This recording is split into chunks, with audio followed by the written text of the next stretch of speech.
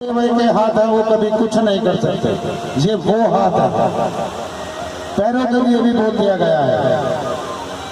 जो व्यक्ति चल के भागवत पांडाल तक नहीं पहुंच सकता, जो स्वस्थ है उसके लिए बोल रहे। जो अस्वस्थ है वो दूर से भी श्रवण कर सकता है। भगवान ने उसे कोई ऐसी कृपा ही मानो कि जीवन तो दे रखा है, कुछ ना कुछ रहा होगा, जो बन गया दोस्त वो नहीं आ सकता, वो अपने घर पर रहो। जो स्वस्थ है उसके लिए लिख दिया है। उस व्यक्ति के जो पैर हैं एक सूखी वही उस लकड़ी की तरह है, वो किस क्षण टूट जाए और कितना लोड पड़ने पर टूट जाए उसको कुछ नहीं पता।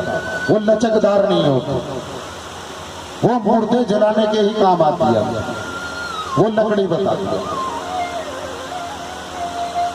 अरे पूरे जीवन तुम अपने घरों की चर्चा करते रहे होगे, पड़ोसी की चुगली करते रहे होगे, कोई बात नहीं, करनी चाहिए, जैसे भी आपका टाइम गुजरा, लेकिन जहां भागवत जी चल रही हैं, आज तो 7 दिन थे, इसी में गंगा स्नान तो छोड़ दो। गंगा जमुना सरस्वती तीनों मैया यहाँ मौजूद है। जिन इंद्र के बारे में आपसे चर्चा की थी उन्होंने आपको दिखा भी दिया कि अगर भागवत चली है और महाराज जी ने बोल दिया था तो देखो मैं भी जल का पूरा मटका ही भर लाया हूं, कलश छोड़ दो। वो वर्षा करके भी गए, अपनी मौजूदगी दिखा के भी गए,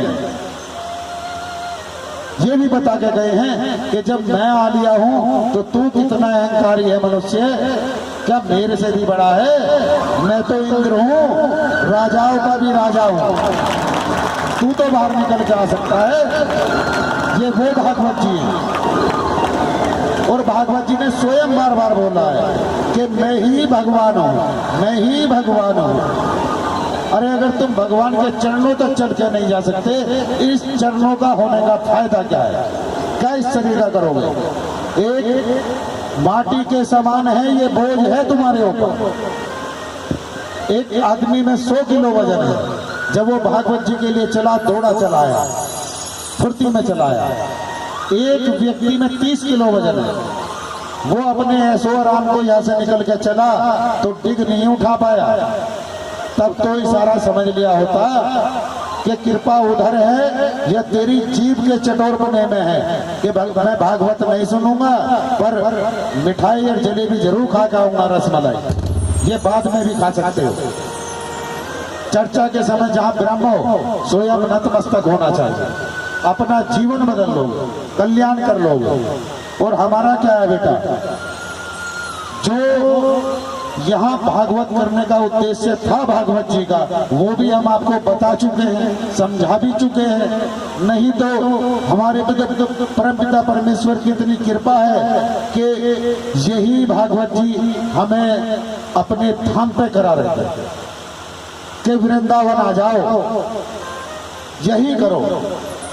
और एक नहीं 10 साधुओं के हमारे पास फोन आए कि महाराज जी अब इतनी याद आ रही है, आप उधर पहुंच के वापस लौट के जल्दी से नहीं आते हो और हमारा मन नहीं लगता, एक बार भागवत जी की चर्चा सुना जाए, भगवान की चर्चा सुना जाए।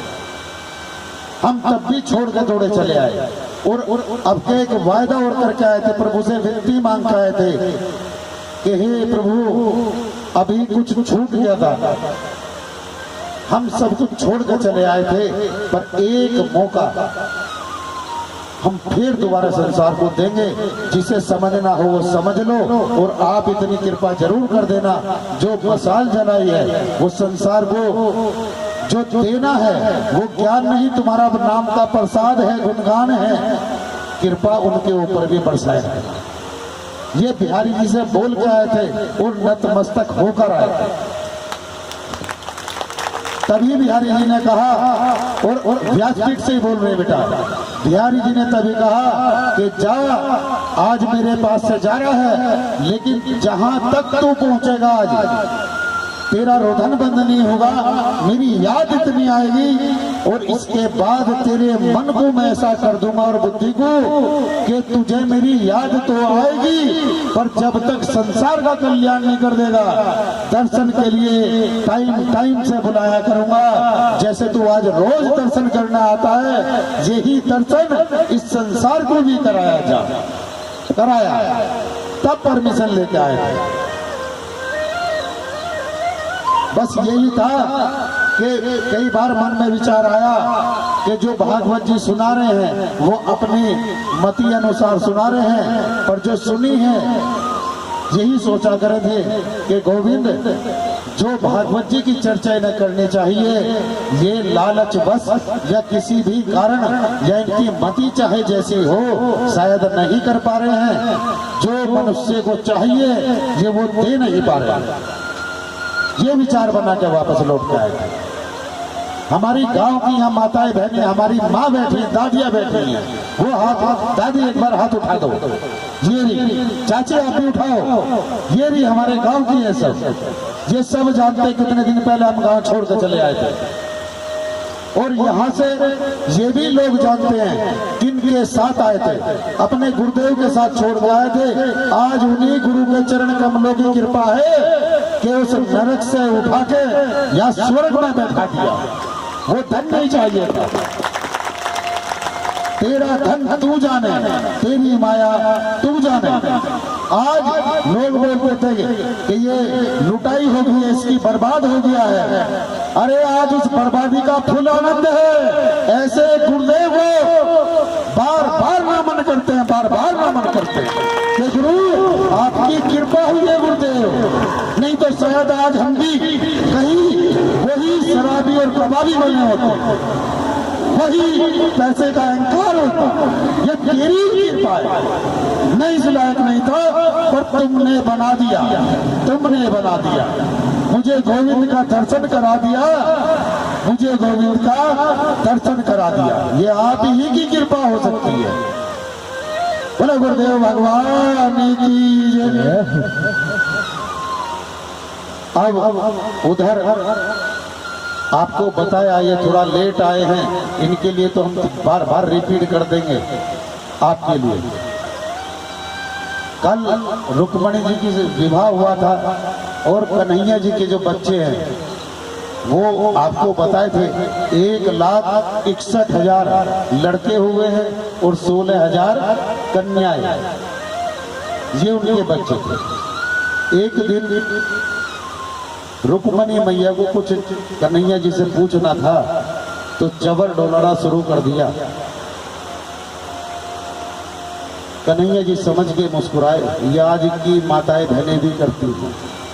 अगर पति से कुछ चाहिए तो चाहे एक दिन पहले झगड़ा हुआ हो, पर उस दिन सेवा पानी अच्छी कर देंगी 2 मिनट पहले और फिर सहज में कान में जाके बोल देंगे, अच्छा तुम तो नाराज हो गए ना अभी। अरे नहीं, अरे नहीं, अरे हो गए, पर चलो मैं नाराज नहीं हूँ। अरे अब तक तो आप ही नाराज थी। पति समझ ही नहीं पाता। इनका जब मन करा जब नाराज होगी और जब मन करा जब खुश होगी। और जैसे ही गई, अच्छा लो तुम पानी पियो, आपको कॉफी पसंद है, कॉफी बना के ला दो। अरे नहीं, मन सा नहीं। अच्छा चाय तो ले दो, चलो कोई बात नहीं, चाय बना के लेकर आएंगे, पीनी खुद को है लेकिन खुश आज पति को करना है। अरे जा बेटा, तुम्हें दिख नहीं रहा तुम्हारे पापा चाय पी रहे, खाली चाय पियेंगे क्या, बिस्किट लेके थोड़ी सी नमकीन भी रख लेना। अब पति समझ तो गया है कि आज जो ये तेरी सेवा शुरू हुई है और इतनी मुस्कुरा के बात कर रही है लक्ष्मी, कुछ ना कुछ वजह तो है। पर कोई नहीं, वो भी आनंदित है। ऐसे ही कन्हैया जी जब रुक्मणी जी ने चंवर ढोलाया तो समझ गए कि आज कुछ ना कुछ चाहिए रुक्मणी को। पर कोई नहीं, जैसा भी है मैं तो इन्हीं का हूँ। ऐसे ही पति पत्नी आपस में सोचते हैं कि जो भी कुछ है सब आपस में आप ही का तो है और आपको ही देना। आप प्यार से ले लो या लड़के ले लो, देना आपको ही है। प्रेम से लोगे थोड़ा हमें भी खुशी होगी, और झगड़ा करके लोगे देना तब भी है, थोड़ा कष्ट रहेगा, बस इतना फर्क है। अब कन्हैया जी समझ गए। कन्हैया जी से कहा रुक्मणी मैया ने, अच्छा एक बात बताओ, कन्हैया जी ने कहा हाँ पूछ लो, बताओ क्या चाहिए। अरे चाहिए भाई ये तो कुछ नहीं, बस एक बात बता दो, जो स्त्री को सर्वप्रथम चाहिए वही मांगा था रुक्मणी मैया ने कि मुझे ये बताओ, आपने जो मुझसे शादी की थी वो प्यार था ना आपका, प्यार के कारण किया। कन्हैया जी मुस्कुराए और लखाए कि रुक्मणी क्या पूछ लिया, ये तू भी जानती है और मैं भी जानता हूँ कि जब मैंने आपको नहीं देखा था, वो तो ब्रह्म है उन्होंने तो देख लिया होगा, पर जब आपने रुक्मणी मुझे नहीं देखा था मैं तब भी प्रेम करता था। और आज एक जन्म की बात नहीं है, जन्मों जन्मों से प्रेम करता हूँ, ये तू भी जानती है, पर मन ही मन में विचार कर रहे हैं, बोल नहीं रहे हैं। अच्छा फिर कहा वो मैंने सुना नहीं है, क्या पूछने की आप बताओ दोबारा। अच्छा ये बताओ, मैं सुंदर लगी हूँ ना इसलिए मुझसे शादी की है, क्या बोला फिर बोलना। अरे मैंने 2-3 बार पूछ लिया है कि आप मुझसे प्रेम करते हो, मैं सुंदर लगी हूँ और आप जवाब ही नहीं दे रहे हो। अच्छा अब सुना है तो अब जवाब भी सुन लो कि हमने आपके रूप की वजह से आपसे शादी नहीं की, ये नहीं कहा कि आप सुंदर हो, ये बोल दिया कि आप ये समझ रही हो कि हमने आपके रूप की वजह से शादी की आपसे, नहीं। अब रुक्मणी मैया को झटका लगा कि इन्होंने तो मेरे रूप की प्रशंसा नहीं की। फिर कहा अच्छा चलो कोई बात नहीं, पर प्रेम के कारण की होगी। कन्हैया जी ने कहा मैं आपसे प्यार भी नहीं करता। किसने कह दिया आपसे मैं आपसे प्रेम करता हूँ। अब रुक्मणी मैया का पारा 7वें आसमान पहुंच गया। कहा तो फिर एक बात बताओ, अब बात बदल गई है, वहां प्यार था और फिर अच्छा अब एक बात बताओ, फिर मुझसे शादी क्यों की? क्योंकि जब मेरा कोई रूप नहीं है, आप मुझसे प्रेम नहीं करते, फिर शादी का क्या मतलब था, ये बताओ। कहा तो वो भी सुन लो। आपके जो शिशुपाल महाराज थे वो आपको कष्ट दे रहे थे और आपका जो भैया था रुक्मी वो भी आपको कष्ट दे रहा था, तो मैंने तो आपके ऊपर जो उपकार करके आपसे शादी कर ली। ये आज भी बोलते हैं, वैसे आज भी यही बात है कि जब हम आपके घर ये बोलते होंगे ना बहन, आप हम कथा से थोड़ी हटके आपके लिए बोल रहे हैं। जैसे कोई लड़के की शादी हुई, आज आपकी चाहे 50 साल की उम्र हो या 20 साल की, अगर आपके पति हैं तो कुछ कम ही लोग ऐसे हैं जो पत्नी के ऊपर हावी होकर नहीं रहना चाहते, जबकि सबको पता है कि बाहर तो चाहे जितना बड़ा शेर हो, जैसे गेट में पैर रखेगा तो यहाँ की जो शेरनी है वहाँ तुझे नतमस्तक होना ही पड़ेगा। ये जानते सब, बाहर नहीं मानेंगे, पर समाज सेवा समाज में पहुँचेंगे तो अपना सीना चौड़ा कर लेंगे, वहाँ हवा से निकल जाएगी, सोचेंगे कब ये खाना दे और मैं घर से बाहर निकलूँ, वहाँ ये रहेगी स्थिति। तो कहा वो उनके लिए कर लेंगे कि आपको परेशानी ज्यादा ना हो, बस यही था, हमने तो आपके ऊपर एहसान किया है। अब रुक्मणी मैया का पारा बिल्कुल 7 आसमान तो छोड़ दो, जितने भी 14, 15, 20, 25, 30 होंगे सारे आसमान पार कर गया। कहा तो एक काम करो, फिर ये एहसान मुझे ना दिखाया करो रोज रोज, ठीक है रुक्मी ऐसा होगा, पर मेरा पिता ऐसा नहीं था, मेरा पिता भी ठीक है, आप कहो तो मैं छोड़ के अभी भी चली जाऊंगा। कन्हैया जी मुंह को देखते रहे।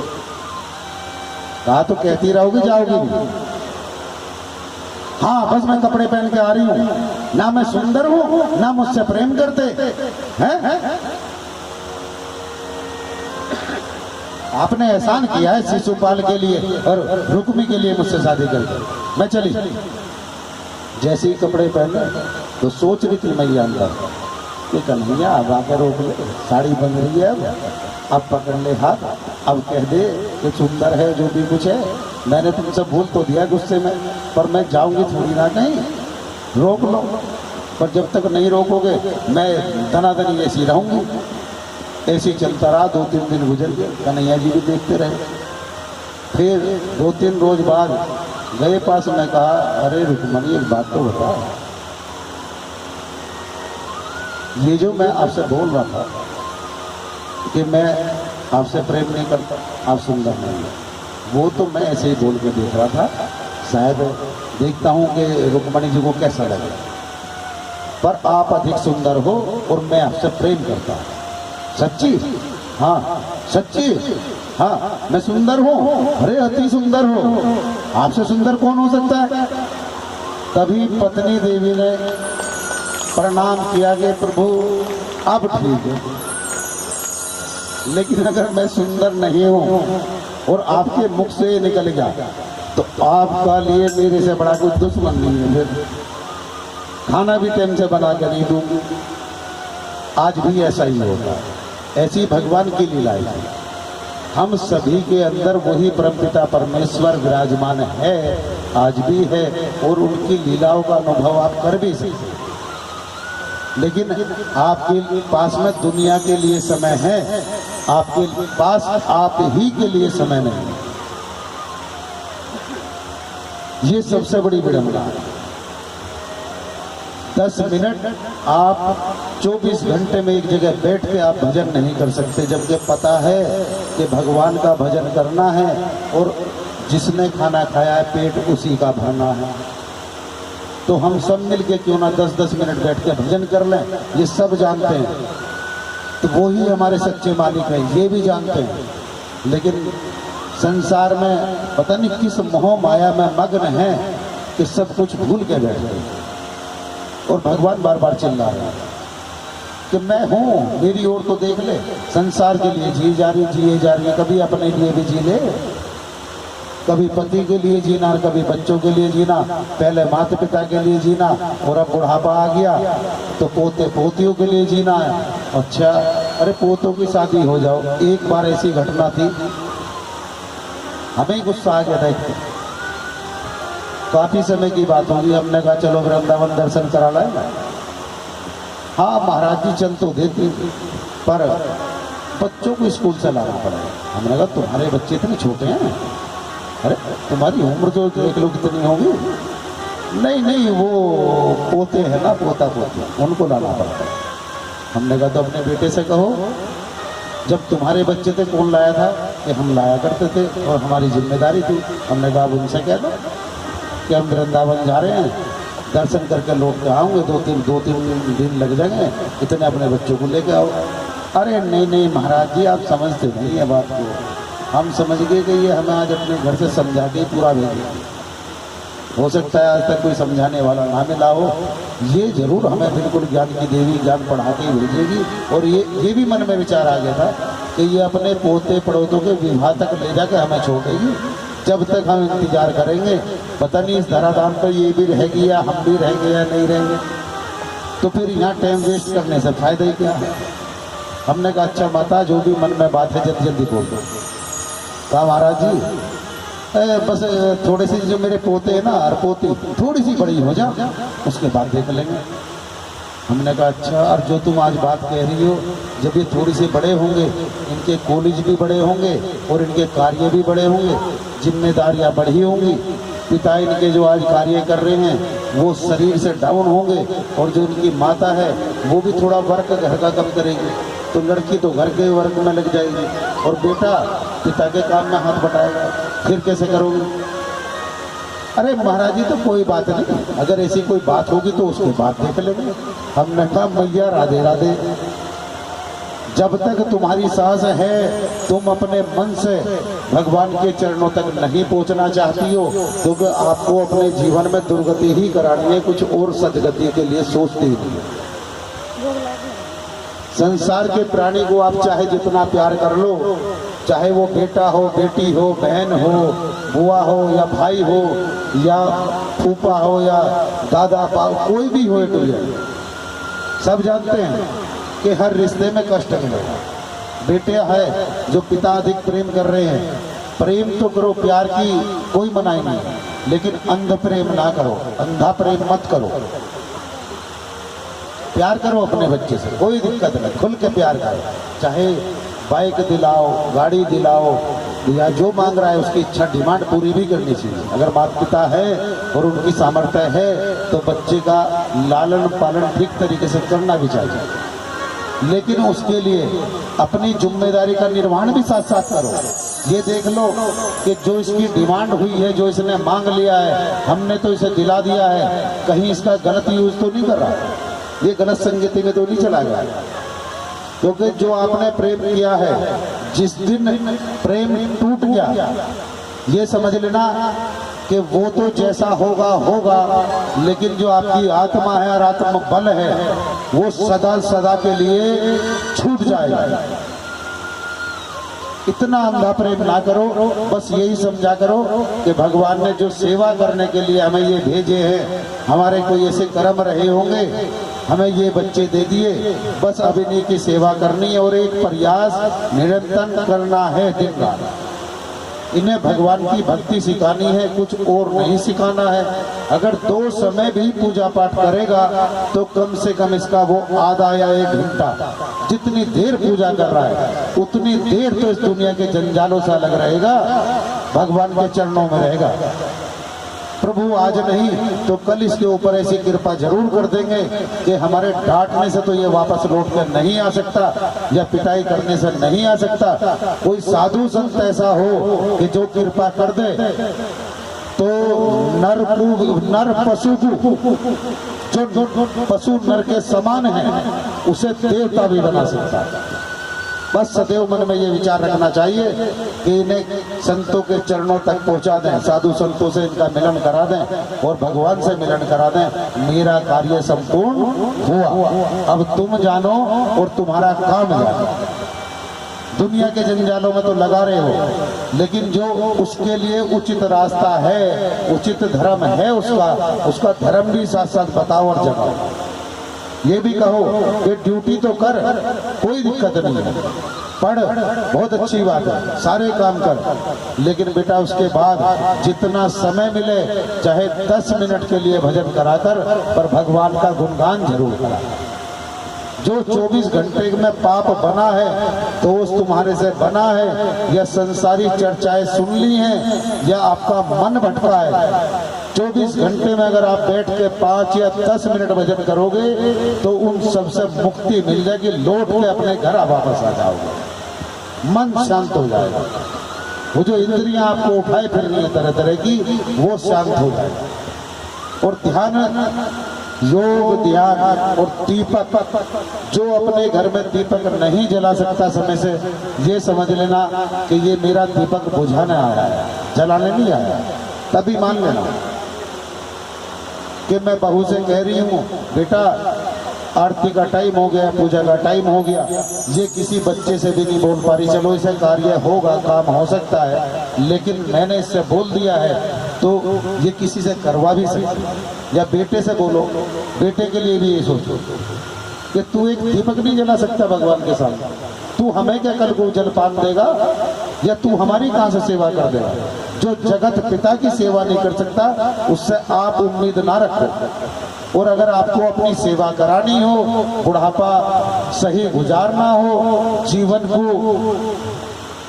ये मानो कि परमात्मा के चरणों में आप भी ध्यान लगाओ और उस बच्चे का भी लगाओ जो कल गलत कार्य कर ही ना सके और भगवान से सदा डरता है कि परमपिता परमेश्वर है, अगर मैंने ऐसा पाप कर दिया, अपनी माता को मांगने के बाद पानी नहीं दिया, तो वहाँ मैंने सुना है भागवत जी में यह चर्चा हुई है, फिर लोग ये कहेंगे कि बड़ा नालायक है और भगवान भी मुझे उसकी सजा दे।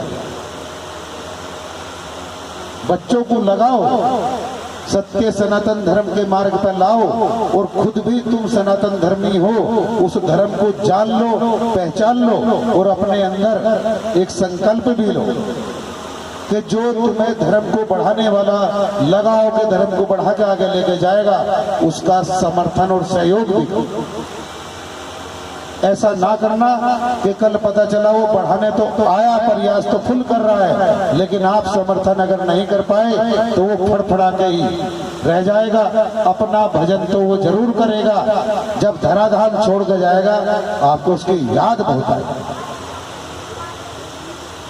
हम कहीं बढ़े हैं, वहाँ हमारे से एड्रेस जरूर पूछते होंगे, महाराज जी कहाँ से हो, तो हमारे मुख से तो ये निकलेगा जहाँ के हैं, जहाँ जन्मे, जन्म भूमि हमारी नंगला तासी है, रहते कहाँ हो, सैनिक विहार में। जहाँ तक भी हम पहुँचेंगे, क्या नंगला तासी और सैनिक विहार हमारे साथ नहीं पहुँचेगा? सब साथ ही पहुँचेगा। लोग जो भक्त बाहर से आ रहे हैं, दूर दूर से तुम्हारे गांव में लोग आएंगे, तुम अभी कल्पना नहीं कर पाए हो। इस नंगला को मन है हमारा और इस सैनिक विहार को घर घर मंदिर बना देना है, ईंट पत्थरों से नहीं बनाना। हर घर में परमपिता परमेश्वर को भेज देना और विराजमान कर देना लक्ष्य है।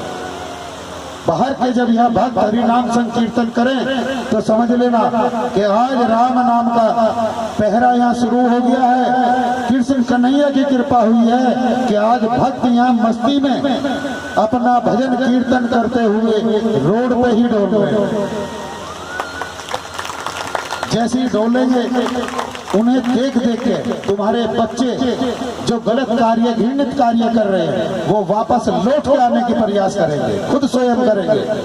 तुम नहीं भी बोल पाए कोई बात नहीं, लेकिन जब वो राम भगवान का नाम संकीर्तन सुनेंगे और देखेंगे, आज नहीं तो कल वापस लौट के आना ही पड़ेगा। व्यक्ति अगर घर से रूठ के चला गया है तो या तो उसकी बेटा तुम समझते हो वापस क्या लौट के आएगी, नहीं तो अगर जीवित है एक न एक दिन लौट के अपने घर आएगा, जरूर आएगा। बोले वृंदावन बिहारी लाल की जय। सुना दो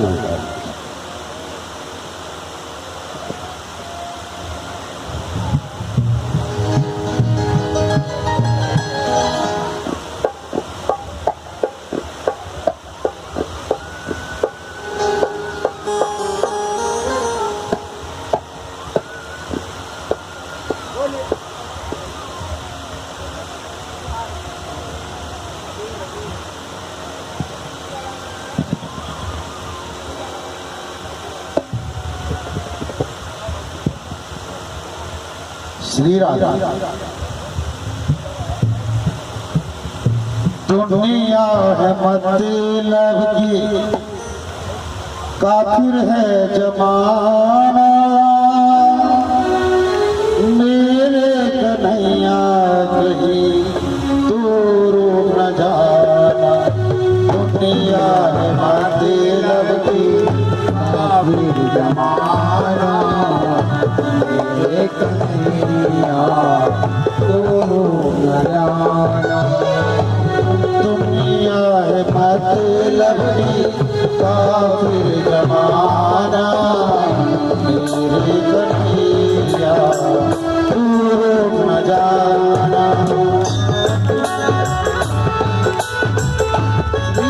दोनों हाथ ऊपर उठाओ, ताली बजाओ, आनंद में भगवान के नाम संकीर्तन मस्ती में झम जाओ।